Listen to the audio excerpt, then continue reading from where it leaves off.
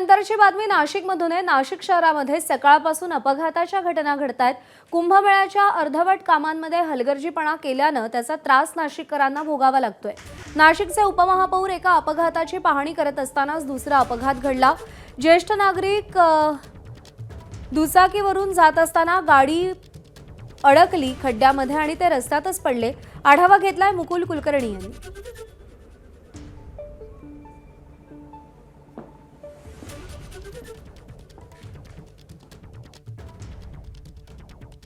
नाशिक शहरामध्ये कुंभमेळ्याची कामं सुरू आहे आणि या कामांमुळे नागरिकांची कशा पद्धतीने गैरसोय होते ते आपण नुकतंच बघितलं।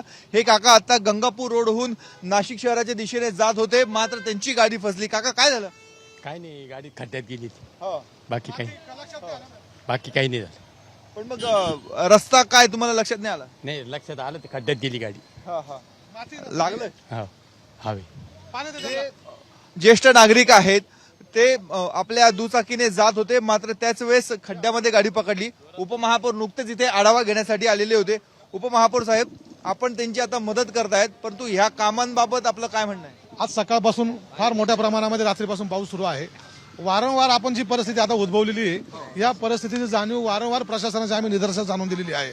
याचं कारण असे का करोडो रुपये खर्च करून सिंहासाच्या दृष्टिकोनातून केंद्र शासन असेल, राज्य शासन असेल, महानगरपालिका असेल, एवढे करोड रुपये खर्च करून नागरिकांच्या सुखसुविधेसाठी आपण या ठिकाणी एक खर्च करतो आहोत, परंतु त्याचं नियोजन मात्र प्रशासनाचा कुठेतरी आभास या ठिकाणी दिसून येतोय।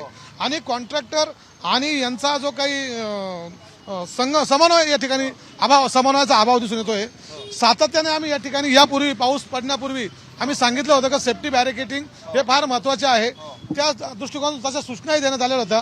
परंतु आज सकाळपासून जर आपण बघितलं असेल, जिकडं तिकडं पाणीच आहे, जिकडं तिकडं हाहाकार आहे आणि यांनी फक्त त्यावेळेस वरचीवर माती टाकून दिली आणि आज स्कूल व्हॅन पलटी होता वाजता वाचली आहे। ते सगळे शाळेचे विद्यार्थी आम्ही काढलेले आहेत, सुखरूप काढलेले आहे। अनेक फोर व्हीलर आहेत, अनेक गाड्या आहे, बस आहे। ह्या सेफ्टी नॉर्म्सचा नियोजन न केल्यामुळे आज रस्त्याची परिस्थिती उद्भवलेली आहे आणि याला सर्वस्वी जबाबदार संबंधित ठेकेदार आणि संबंधित विभागाचे असलेले अधिकारी। कॅमेरामन मंगेश सोनवणेसह मुकुल कुलकर्णी, एबीपी माझा, नाशिक। एबीपी माझा, उघडा डोळे बघा नीट।